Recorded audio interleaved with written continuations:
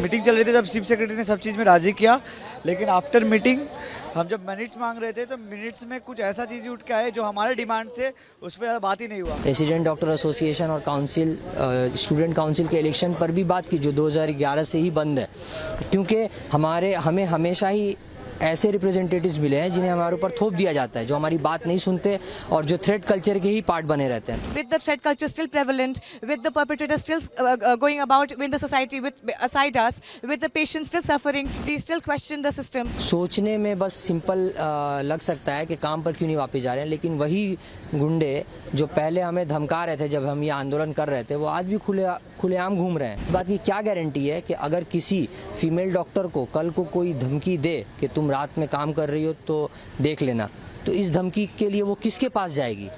ये तो अभी भी इसका आंसर नहीं है। For 41 days counting, we have been on the streets demanding for basic human rights, demanding for justice.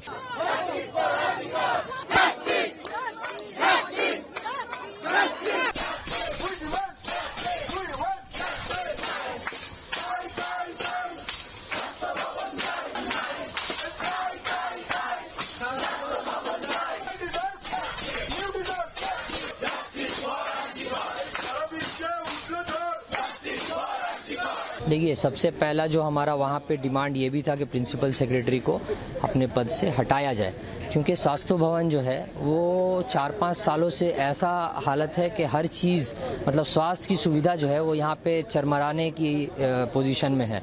तो हमारा पहला ये डिमांड था, जिसे ये कहा गया कि वो उस पर बात नहीं होगी, वो नहीं माना जाएगा।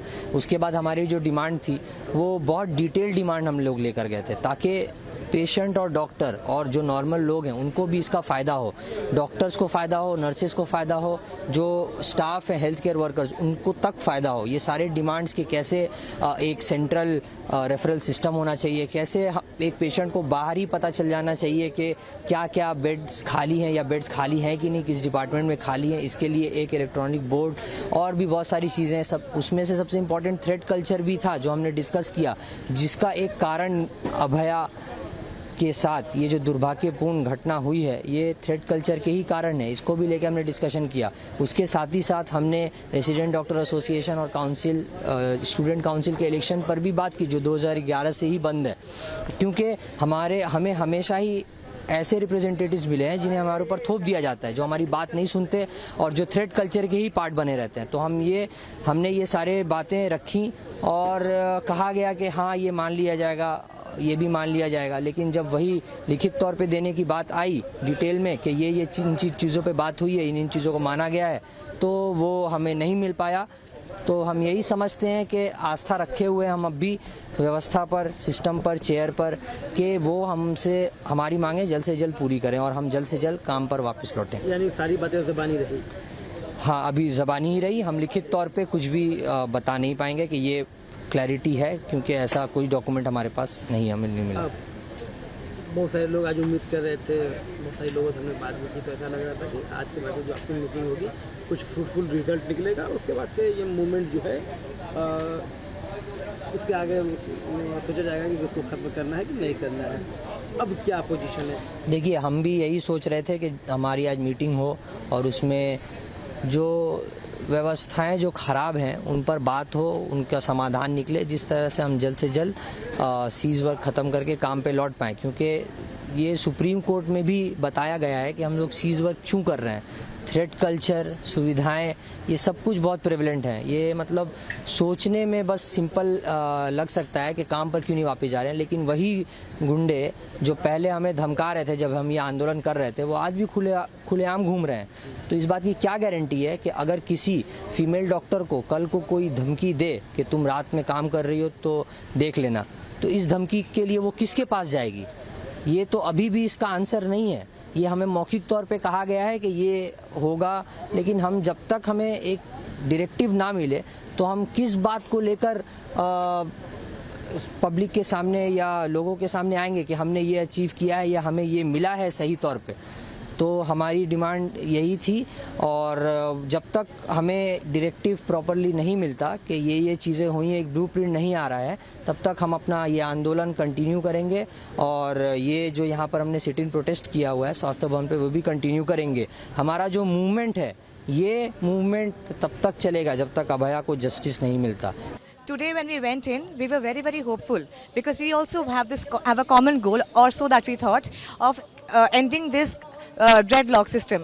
For 41 days counting, we have been on the streets demanding for basic human rights, demanding for justice, demanding for threat culture to end in our own healthcare facilities.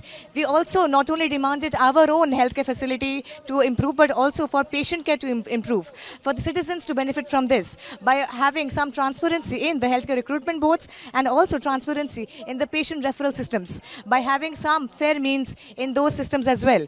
We were told that whatever points that we are making, they are very, very valid, and we were given assurances verbally. But when we asked for a minutes of meeting, we were told that we need to email them whatever our needs are, and based on that, they will later on verify those the pointers, and then maybe circle back to us with certain central directives. We are very hopeless. We right now feel very hopeless. We want to resume work, but with the threat culture still prevalent, with the perpetrators still going about in the society aside us, with the patients still suffering because of a non-transparent referral system, we still question the system. We still are very, very not satisfied with what happened today. आज हम लोग आए थे यहाँ पे सदस्यता से meeting करने के लिए, लेकिन कोई जब मीटिंग चल रही थी तब चीफ सेक्रेटरी ने सब चीज़ में राज़ी किया, लेकिन आफ्टर मीटिंग हम जब मिनट्स मांग रहे थे तो मिनट्स में कुछ ऐसा चीज़ उठ के आए जो हमारे डिमांड से उस पर बात ही नहीं हुआ। हम अपने मिनट्स में लिखे थे, हम अपने डिमांड्स में लिखे थे कि हम अपने साथ हमारे नर्स, हमारे हेल्थ केयर जो लोग भी है, और साथ में जो पेशेंट्स है, सबके लिए हम लोग ने लिखा था कि ताकि एक प्रॉपर रेफरल सेंटर खुले, एक प्रॉपर बेड लिस्ट निकले, ताकि पेशेंट को इधर से उधर घूमना ना पड़े। लेकिन इसके बाद भी उन्होंने इस सब फोकस नहीं किया।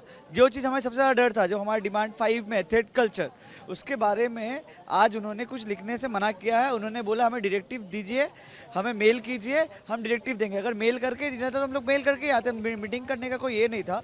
लेकिन ठीक है, मीटिंग की है हम लोग ने, कोई विदाउट ट्रांसपेरेंसी का हम लोग बोले कि ठीक है, हम लोग ट्रस्ट करके मीटिंग भी किया आज, लेकिन जो हम लोग को चाहिए था वो हम लोग को रिटर्न में नहीं मिला।